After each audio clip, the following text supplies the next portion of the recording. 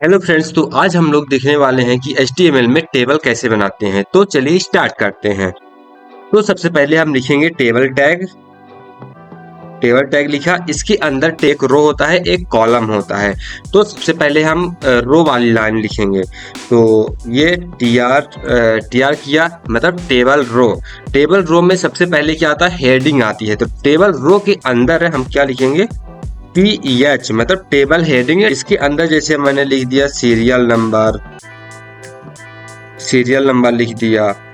इसके बाद दूसरे में लिख दिया नाम लिख दिया। फिर तीसरे कॉलम में लिख दिया रोल नंबर। जो पहली रो होती है टेबल की, उसमें हम क्या करते हैं, हेडिंग डालते हैं। तो ये हमारी हेडिंग हो गई, मतलब ये हमारा रो वाला ये एक रो बनाएगा और इसके अंदर हम जितने भी हेडिंग लिखेंगे ये हमारा कॉलम बनाएगा। तो ये हमारे 3 कॉलम हो गए। अब इसमें इसी के आगे हम लिखेंगे, अब इसके आगे हम दूसरी रो बनाएंगे। दूसरी रो में क्या लिखेंगे, TR। अब क्या लिखेंगे हम, अभी तो ये TH लिखे थे मतलब टेबल हेडिंग लिख रहे थे। अब क्या लिखेंगे, टेबल डेटा लिखेंगे। टेबल डेटा में क्या लिखेंगे, TD टैग का यूज करेंगे। जैसे सीरियल नंबर है 1 है, सीरियल नंबर 1। और फिर इसके बाद आ जाएगा TD नेम मैं लिख देता हूँ। ये जैसे मैंने अपना नाम लिख दिया विमल और रोल नंबर में मैंने लिख दिया 100। तो इस तरह से हमारा ये दूसरा रो बन गया। ऐसे ही हम तीसरी रो भी बना सकते हैं। इसको मैंने किया कॉपी और इसको किया यहाँ पर पेस्ट। यहाँ पर सीरियल नंबर चेंज कर देंगे, 2 हो जाएगा। और इसको भी हम लिख देते हैं कुछ विकास लिख देते हैं। और इसमें हम लिख देते हैं ये रोल नंबर 101। तो अब इसको देख लेते हैं कि इसका हमारा आउटपुट क्या आ रहा है।